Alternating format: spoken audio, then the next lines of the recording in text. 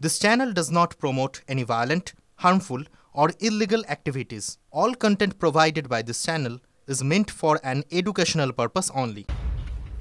মুখ্যমন্ত্রীর বাড়িতে বৈঠকে যাচ্ছেন জুনিয়র ডাক্তাররা। এই মুহূর্তের সবথেকে বড় আপডেট, মুখ্যমন্ত্রীর বাড়িতে বৈঠকে যাচ্ছেন জুনিয়র ডাক্তার। আমার সহকর্মী সৌরভ দত্ত এই মুহূর্তে রয়েছেন। সৌরভ, তাহলে কি তাদের তরফ থেকে এই সিদ্ধান্তের কথা জানানো হচ্ছে?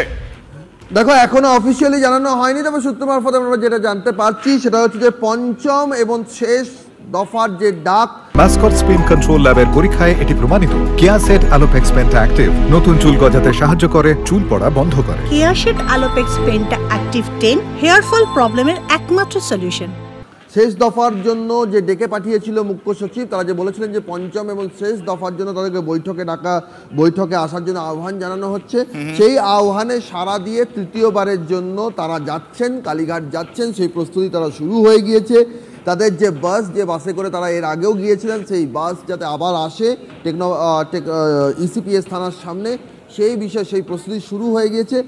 এখানে একেবারে শেষ মাথায় যদি তুমি দেখো, তাদের যে এতক্ষণ ধরে যে আলোচনা চলছে, সেখানেও যারা শরিক রয়েছেন তাদের মধ্যেও যে বৈঠকে যারা বসে যে একটা আলোচনা করছিলেন, সেখান থেকেও আলোচনা যে শেষ, সেই রকম পরিস্থিতি তারা বোঝা যাচ্ছে। এবং একটু পরেই হয়তো তারা প্রেস ব্রিফিং করেও জানিয়ে দেবেন যে তারা যাচ্ছেন।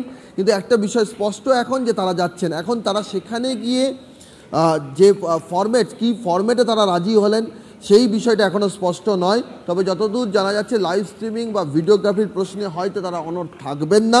এইটা কেন বলা হচ্ছে, তার কারণ হচ্ছে আমরা যেটা জানতে পারছি যে তাদের যে নতুন যে আইনজীবী হয়েছেন ইন্দিরা জয়সিং, তিনি লিগ্যাল সেল তাদের সঙ্গে আলোচনা করেছিল। লিগ্যাল সেলও জানিয়ে দিয়েছে যে সুপ্রিম কোর্টের আইনজীবীও বলছেন যে আলোচনায় তাদের যাওয়া দরকার। আলোচনার চৌকাঠ থেকে না ফিরে আলোচনার চৌকাঠ পার করে আলোচনার টেবিলেও বসা দরকার।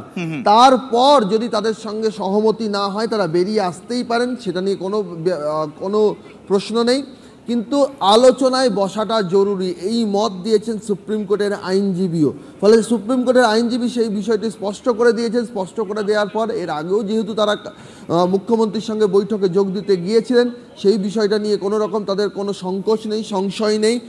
এখন দেখার যে লাইভ স্ট্রিমিং বা ভিডিওগ্রাফি, সেই দুই প্রশ্ন তারা শনিবারের যে বৈঠক ছিল, সেই শনিবারের বৈঠকের শেষে তারা রাজি হয়ে গেছিলেন যে ভিডিওগ্রাফি এবং লাইভ স্ট্রিমিং ছাড়া মিনিটসের যে বিষয়টা, সেখানে একটা প্রস্তাব রয়েছে যে দুপক্ষের তরফে মিনিটস রেকর্ড করা হবে এবং সেটা যে ডিসকাশন রেকর্ড হবে নাকি ডিসিশন রেকর্ড হবে, সেই ক্ল্যারিটির বিষয়টি রয়েছে। এবং তারা তাদের তরফে এমন প্রস্তাব দিতে পারেন যে তাদের তরফে কেউ একজন মিনিটস রেকর্ড করবেন। বাকিটা আরেকটু পরে এলে আরও থরলি জানাতে পারবো, আরও ডিটেলে জানাতে পারবো। কিন্তু এ পর্যন্ত একটা গুরুত্বপূর্ণ আপডেট, সুপ্রিম কোর্টে তাদের যে আইনজীবী আছে, সেই আইনজীবী পরামর্শ মেনে তারা কালীঘাট যাচ্ছেন। একেবারে অনেক ধন্যবাদ সৌরভ। এখনো পর্যন্ত তাদের তরফ থেকে জানানো হয়নি, কিন্তু সূত্র মারফত যেটা জানা যাচ্ছে যে লাইভ স্ট্রিমিং ভিডিওগ্রাফি নয়, কিন্তু মিনিটস, সেই মিনিটসে দুপক্ষের সই থাকবে। এখনো পর্যন্ত যেটুকু আমরা সূত্র মারফত জানতে পারছি যে জুনিয়র ডাক্তাররা আজ মুখ্যমন্ত্রীর বাসভবনে বিকেল 5টায় বৈঠকে যোগ দিতে চলেছেন।